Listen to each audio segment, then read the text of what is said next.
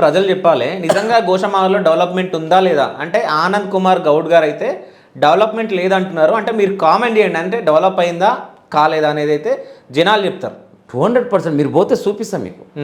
మీరు ఎక్కడ ఏమేం చేస్తారు ప్రజలు చెప్తారు, తిడతారు. అంటే రాజాసింగ్ గారు ఇప్పటి వరకు ఏం చేయలేరా గోషామహల్? ఏం లేదు, జీరో జీరో ఉంది కాన్స్టిట్యున్సీ అంతా. ఓకే, ఇప్పుడు శివలాల్ నగర్ ఉంది, మంగళాడ్ డివిజన్.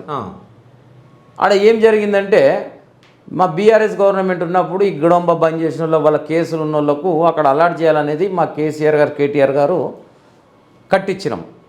ఈ రోజు వరకు కూడా ఇనాగ్రేషన్ చెయ్యనియడు, ఎవరికి ఇయ్యాడని.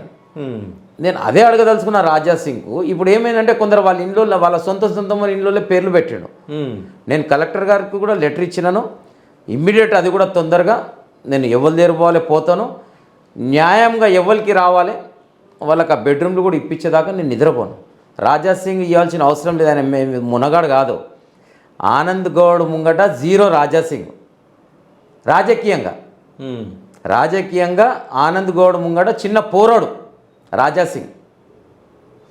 ఏదో అదృష్టం వచ్చేసి టికెట్లు వచ్చినాయి, డబ్బులు ఇది చేసుకుంటూ, కానీ పొలిటికల్గా ఇట్లా ఫేస్ టు ఫేస్ కూర్చొని మాట్లాడమని ఎన్నిసార్లు నేను మీడియాలో విసిరినా కానీ ఒక్క స్టేట్మెంట్ రాదు ఆయన. నేను ఎన్నిసార్లు చెప్పినా నువ్వు 1000 మందిని తీసుకొని బేగంబాద్ చేతి దగ్గర కూర్చో, నేను ఒక్కరిని వస్తా, డెవలప్మెంట్ మీద మాట్లాడదామని చెప్పిన.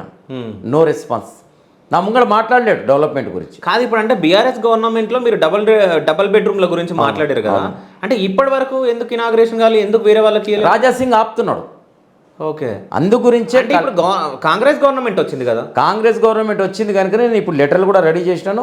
నేను పొన్నం ప్రభాకర్ గారికి ఇస్తాను, అదేవిధంగా కలెక్టర్ గారికి కూడా 2-3 రోజులు ఇచ్చేసి త్వరలోనే న్యాయంగా ఎవరికి రావాలో వాళ్ళకి ఇప్పిస్తే. రాజాసింగ్ అవసరం లేదు దీనిలో, రాజాసింగ్ ఇచ్చేది అవసరం లేదు, వాళ్ళ నాయన కట్టేలే, ఆయన కట్టించినది కాదు, అది బీఆర్ఎస్ గవర్నమెంట్ కట్టించింది కనుక నేను ప్రభుత్వంలో పెడతాను. పొన్నం గారి దగ్గర పోయి, ఎందుకంటే సిటీ ఇన్ఛార్జ్ మినిస్టర్ గారు కనుక ఆయనకు లెటర్ ఇచ్చేసి ఎట్టి విధుల త్వరలోనే ఆ ఇనాగ్రేషన్ కూడా నేను చేపిస్తాను. అవి అంటే అవి ఎవరికి పోవాలి అసలు?